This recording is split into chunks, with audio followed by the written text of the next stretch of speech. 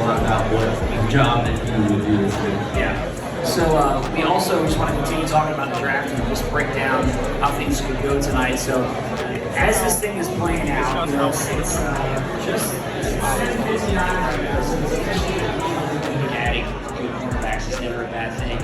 And we've got a key member of the secondary who's going to be joining us here soon. Marcus Williams is going to be here joining us, and so we'll get his take on what he thinks of your idea there, Ben, to the mix. But well, I think if he is the pick, like to me, I think it's offensive tackle and cornerback tonight. Those would definitely be the most like. yeah, man. So how you doing, man? Good. Here you go. All right. So you know, we were asking Marcus, you know, if he pays attention to guys, you know, college players who are coming out in the draft. What about you?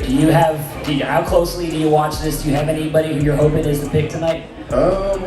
No, I don't really watch it. Like I don't really pay attention. I probably just pay attention to the guys that's out of Ohio State. You know, Right. You know, the bloodline is deep over there. So Yep. So yeah, that's what I'm.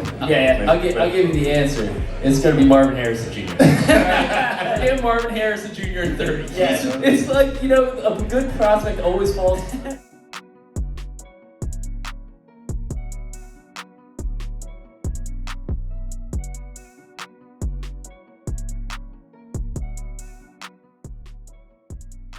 Any questions? Yeah, it seemed like once you got it on 30, you actually had a lot of choices at corner. It seemed like was it a tough decision or was it pretty much clear cut on your board that Wiggins was gone? Well, we had a couple guys that we really liked. We were hopeful, so hopeful. We figured that at this draft, honestly, we had to come out of the first round with most likely a corner or an offensive lineman if we could. And you know, you always hold your breath for sure. Honestly, I didn't think that Nate would be there for us. You know, as the draft started to unfold and we started to see all those offensive linemen come off the board, we thought there might be a chance. And then you start to see the run on corners in the 20s. You know, I think Philly might have taken Mitchell and then Arnold went. And then we started to get antsy. You know, the phone was ringing. We had a lot of different potential trade possibilities. But for us, it was always if Nate was there, we were going to pick. And, you know, if Nate wasn't there, you know, there was another guy we liked, but we also were going to look at possibly trading out. Were you surprised how many offensive players went so early? I think it was 13 in a row. Not really. I mean, we kind of looked at it, and it was an offensive draft. I mean, there's more offensive players in this draft. It's just stacked on the offensive side this year in some positions. I mean, we knew the quarterbacks were going to be picked high, and we had a strong inclination that offensive linemen were going to go too. So if you take the 7 offensive linemen and the 6 quarterbacks, there's 13 players right there. So, you know, we weren't surprised, I don't think.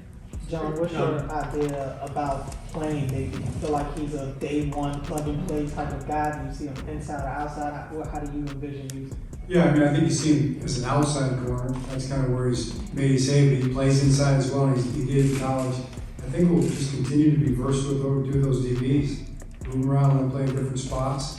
I guess it's another quality starting corner. I'd say we've got 3, you know, legitimate starting corners. He's got to come and improve it and do it and all that, but we expect him to do it. We were excited. We were looking for Nate. You know, that was something that we were in the defensive room, actually in Chris Hewitt's office, me and about 5 of the defensive coaches before the draft started, about 7:45, and it came up. You know, what if Wiggins falls to us? Wouldn't that be something? You know, like that'll never happen.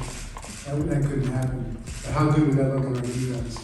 And it worked out and came true. So we're excited. John, did you bring him in here? Was he in the pre-draft process? He was. He did it talk 30 years ago. He's very slender. I mean, how does he project in sort of the run defense part of things from what you guys have seen? Yeah, when you watch the tape, he comes up and smacks people.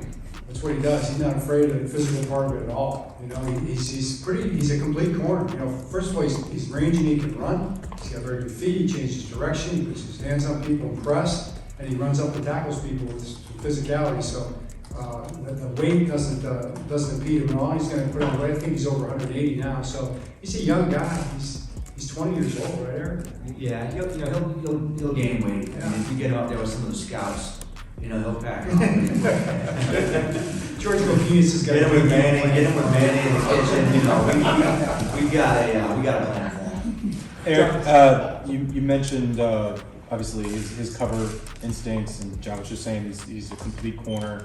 How much do the big plays kind of factor into your desire to draft Nate? I mean, obviously we've all seen that forced fumble right at the goal line where he's going down. I mean, do you feel like there's something about the big plays that Nate had in college that defines him as a player? Well, when I think of Nate, I just think that he's a ridiculous athlete, very, very quick-footed, efficient. He's fast, he's tough, he's competitive.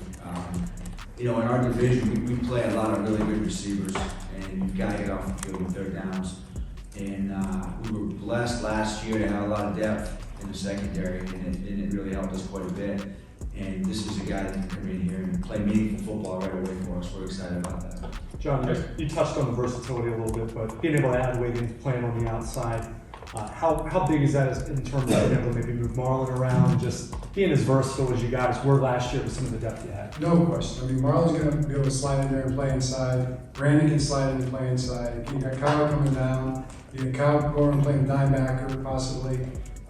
We can do. We're just going to have a lot of options. I mean, Zach's going to be working on that versatility pretty. And Probably not. Arthur had a heck of a season for us last year. Eric, sorry. I know you guys trust your process and you don't really do the whole comparison thing, but I know you guys were high on Emmanuel Forbes last year, and this is another kind of skinny, fast guy. Does his struggles kind of rookie year factor in any way to how you think about how a guy might port over from college to the NFL level? I think, it's a good question, Jonas. I think we look at everybody differently. We just kind of study the player for who he is and what he does and what he puts on tape. Look at his skill set. We talk to people, which is a very important part of the process. We follow the guy around. And I think at that position, it's a very hard position to play. A lot of guys can't do it. The biggest thing is, and John always says, that you've got to actually cover people. You've got to guard people. It's a hard thing. And Nate has proven that he can do that very, very well. He's a young player. We love that about him. He's 20 years old, one of the fastest players in the combine, silky smooth, and he will compete. He does tackle very well. People at the school are high on him. We were getting texts from the head coach. Dabo was texting us during the first round, please take this guy. So we're just very excited about him. Eric, I know you always kind of, again, look more about tape than sometimes about workouts and things like that. But do you remember your reaction when Nate ran that 40 at the combine? I mean, I was excited. I wasn't as fast as Worthy. My reaction to Worthy ran, but he ran a 4.28, I think. So yeah, it was a great workout. He didn't do much after that, but to see that speed, super impressive. We had him in here. We met with him at the combine. Spent a lot of time with him, and we're very excited to get him.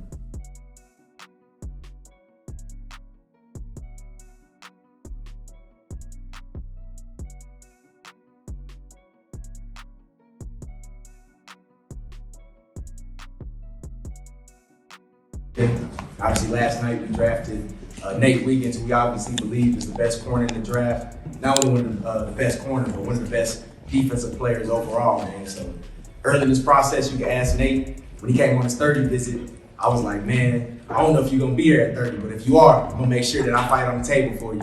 And obviously, we was able to get him. Eric and the personnel staff, they did a great job. We was able to get him. But just speaking about Nate, I mean, he's tall, he's fast, he's athletic, plays hard, plays physical, plays like a Raven. But what stood out to me the most is, man, in the big time games, at the big time moments, you're talking about third down, fourth down, 2 minutes, in the game, in the half, whenever the ball came his way, he made the play, man. So we're excited to bring him in, part of our organization, part of our defense. Expect great things out of him. I know he's hungry. He plays with a little edge, which we like. And like I said, can't thank everybody enough for coming. And congratulations to Nate, man. We happy to hear it. First of all, I want to thank like game-changing plays, and those are the kind of players that we look for. So, a guy like Nate, he's going to fit great in our organization. He's going to be a guy that's going to be able to make some great plays for us and fit in with our defense and take us to that next level that we're looking for. I mean, I'm happy to be here. Like they said, I mean, I'm a passionate player. I mean, I love the game of football. So I mean, that's why I feel like I'm the best player to be here. Because I feel like this program, this organization is about passion and winning. And that's all I don't care about. That's all I'm here to do. I'm here to win. I'm here to get the job done. So that's what we're gonna do. Question. Nate, obviously a lot of people talk about, coming to the NFL, talk about the speed of the game. Obviously, you're one of the fastest players out there. What do you think for you would be the biggest adjustment coming to the NFL? Really probably just my time, having more time. Nate, what was the last 24 hours?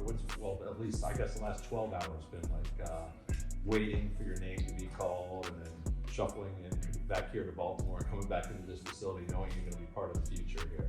I mean, it's been crazy. I mean, I've been having ups and down moments. The job project is crazy. But I mean, I'm here now, so I'm about to make everybody pay who's looked over. Nate, going 30th, I'm sure after you want to go as high as you can. Is there any extra motivation for you, teams that pass on you? They gonna see like why they passed up. I don't use that. They gonna see. Zach even said when you had conversations with him that if you're here at 30, great, like kind of not thinking it was going to happen. To see it all play out last night and to realize it's getting closer and closer to him, what's going through your mind that you can actually get him? And it was kind of mixed emotions. First thing I was like, man, I hope nobody else pick him before it gets to us. But it was great to start getting excited because we knew he was our guy. And like Chris talked about, man, just seeing that process of the whole scouting department led by Eric and Ozzie, just seeing those guys work and seeing the whole process play out where Nate was falling to us. And when we knew we had a chance to get him, you see how fast the pick got turned in. It was joy in the draft room. We were so excited. We felt like we got best defensive player in the draft. Overall, how do you feel the additions to the defense this offseason are coming together? I think it's coming along well. I mean, we just added, like we said, we think it's one of the top defensive players in the draft to our defense, man. Obviously, we signed Beaks back early in the offseason, made some other free agent signings as well. But I think it's coming along well. He's going to be a great addition to our talented secondary, and he's just going to make us better. Zach, last night Eric said he lost some sleep over filling the O-line and just quarterback with positions in need. I guess what were those conversations like from your side, getting someone in here after all the guys he lost? Man, I mean, shoot, I only watched the defensive players, so I only know about the cornerbacks. So, I mean, if we took an offensive lineman and was gonna help our team, that would be great. But I knew that Nate Wiggins was a guy that was gonna be a great addition for us. So I was just like, hey, if Nate's there, let's get him. And it shaked out in our favor. So we're happy that it played out the way it did. Eric usually waits, to make the pick, lets the time kind of run out and all that. But it sounds like yesterday he turned it in right away. Can you kind of take us into the room yesterday and they turned that pick in right away as soon as you guys were on the clock? Yeah, I mean, we kind of knew. He knew that Nate was there. That was a guy he was gonna take. Like I think we talked about it last night. There's a lot of phone calls, a lot of stuff going on. He was saying that if our guy's there, we'll take him. And Nate was our guy. So as soon as it was our time to go up, and Nate was still on that board, it was time to make that phone call. And you see, there was no hesitation. So that's how bad we wanted him, and I think that showed. Chris, I think Nate played most of his snaps last year in man coverage. In this world of the NFL where you see a lot of zone stuff, a lot of pattern matching stuff, what is the value of a guy who could be a shutdown man for him? You guys need to call on someone like that. Say that one more time. What is the value of having a guy who can be a shutdown man in the corner? You guys call on someone like that. Well, I mean, first of all, it's the guy that's as talented as this guy is. It doesn't matter what on his own man or whatever it is. He's extremely talented, and the other part about it is he's got a high football IQ as well. Going through the whole process, when we were at the combine, I think I stopped the meeting like at 3 minutes, and I was like, it didn't even matter. It was like it was over. It was like the guy was so smart. He had all that athletic ability. All those things were given. It was all about what's in between the years. That's all the thing I really needed to know. So as far as him having any issues or anything. I'm not worried about that. We're gonna get this guy on the field, and you're gonna see a great player for years to come. Nate, how old were you, and who was it who first put you at cornerback? And did you sort of know right away, this is where I belong? I think it was my 9th grade year. It was actually in the front right, my mom, my dad. I didn't really want to play cornerback. I want to play receiver. But it was like, it's a lot of receivers that's fast. It's not that cornerback tall that can do what I can do. So I just started training in it and paid it off. Nate, we saw Trenton Simpson welcome you to the facility. What did he tell you about the organization that you're joining? He was really just like, it's a passion organization just like Clemson. It's like, it give off a Clemson vibe. And I mean, it's a nice home, so I'm happy to be here. Nate, as you're sit there and you're waiting for the name to be called, the teams are going past, did you have in the back of your mind there's no way you were getting past 30 because you were confident if you were still there, Ravens were going to take you? Nah, actually, when they called me, I was in the bathroom. I was mad. When I was mad, I was in there. Then I see my phone ring, and everything just went. It was great.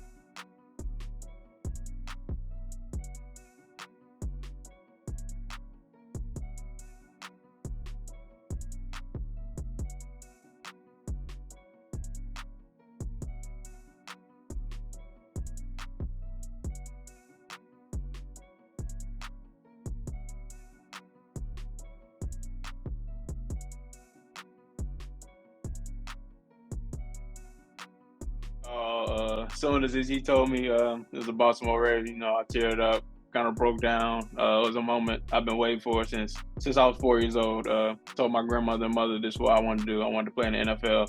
That's always been my why. Football has always, kept me level-headed. So hearing those words that I'm finna be a part of an NFL roster, it broke me down to tears.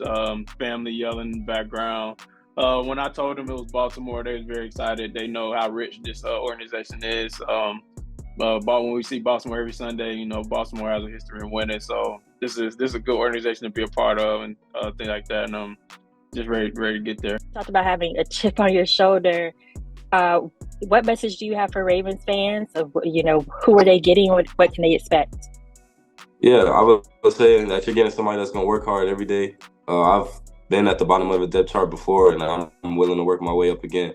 And that's gonna be a chip on my shoulder every day. And I can't wait to get started. Excited to get started. Man, I'm very, very proud of the men and women upstairs that have worked very hard over a long period of time to put us in a position to select these players. I'll just briefly run down all these guys. We talked about Nate, we talked about Roger and Matisa. Today with Tez, we had 6 or 7 names of guys that we were hoping to have a chance to select with our first 4th round pick. And we got him. Tez was one of those guys. And then fortunately, TJ Tampa was another one of those guys that when we started the day, we thought those guys were there. Didn't necessarily expect they would be there, but very excited with both those guys. With Tez, you get really a vertical receiver, size and speed. In some ways, you imagine a Torrey Smith type of player, an outside, take the top off, vertical threat with good size and phenomenal kid, excellent jumping ability. TJ is a guy that, quite honestly, we would have taken on the second day of the draft. As a press corner, long, just a guy that we think really fits what we do very, very well. Rasheen is a running back that we've really liked since really the fall. Excited about him. Had a chance to see him at the Senior Bowl before he got hurt. It was very, very impressive to us as a guy that can run the ball, pass protect, and also catch the ball. And Devin's a quarterback that we see as a viable backup over time. T. Martin, we gave him a project to basically come back to us and tell us who we thought, were his favorite backup type quarterbacks in this year's draft class. And he came back with Devin as one of his very top guys. So that was exciting for us to take a quarterback. It's been a few years since we've done that.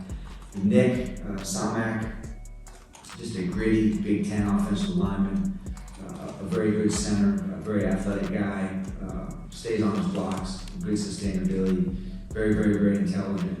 And we think, a guy that can back up Tyler and also hopefully work in as a guard and develop and be a swing guy for us. And then finally, Sanusi, non-combine guy. Typically, we don't draft a lot of non-combine players. But with Sanusi, it kind of harkens back to Haruki Nakamura, who we drafted, who was a non-combine guy back in the day. Sanusi's a guy that does a lot of things well. He's a tough player. I think he's got good ball skills. Should play on special teams. He's a guy that David can talk more about. Some of the scouts really liked him, and Doug Mallory really liked him as well. And had a chance to come here to Baltimore and visit with us. So overall, I think it was a great day, great weekend, and we'll take questions. Eric, when you're looking at the center in the seventh round, I know he had an injury to fibula. Do you think he'll be limited at all in any of the spring stuff or even heading into other workout? Yeah, I think he'll be limited in the short term, but I think as we get into May, I think he'll be full strength. I asked him on the phone how is he doing, and he said, I'm fine, I'm healthy. We'll probably break him in slowly. Offensive lineman, tough guy mentality, we expect him out pretty quickly. Eric, were you disappointed at all that the board kind of maybe didn't break your way to get a guy to come in and compete for one of the open jobs at guard? We kind of assessed the board, and in the fourth round, there was probably a couple of opportunities to maybe get somebody. Quite honestly, looking at Tez, looking at TJ, we kind of knew when we had a chance to select those guys that we might miss out on, maybe one of the better guards available on the third day. That being the case, we drafted a couple of guards last year that we feel really good about. We saw Ben Cleveland. We saw his growth last year as a player.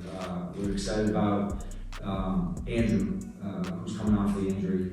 So, I think we have some viable guys to compete. And like I said, I think Nick Samak has a chance to work in there as well. And we've got some other veteran guys that we think have a chance as well. So I'm excited about the group overall.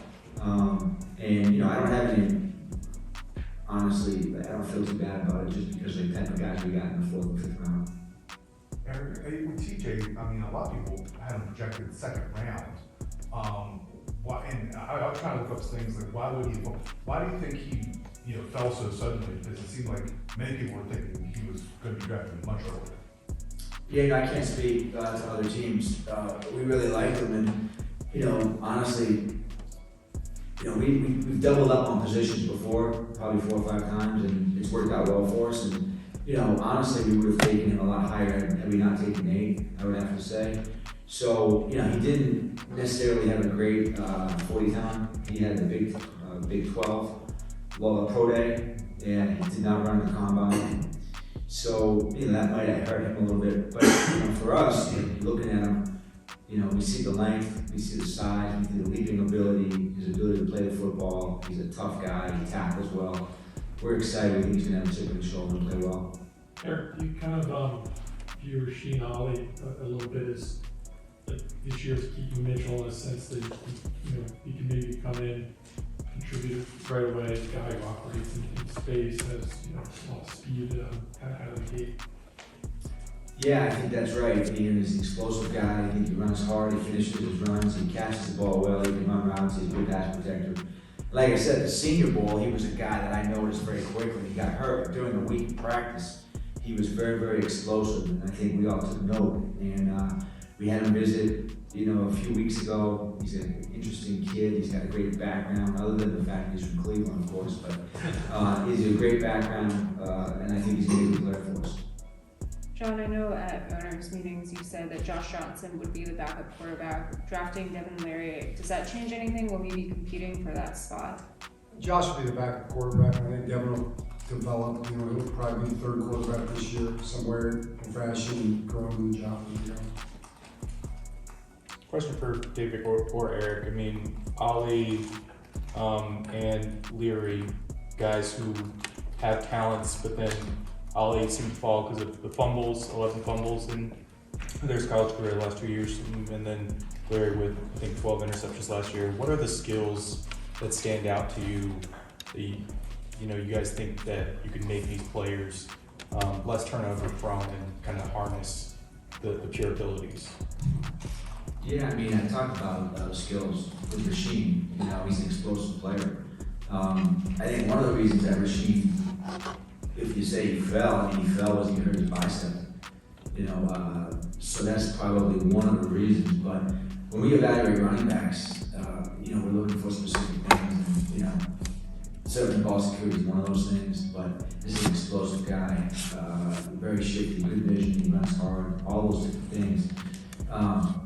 As far as Devin goes, I think T. Martin does an excellent job evaluating, and he thinks he's a natural thrower.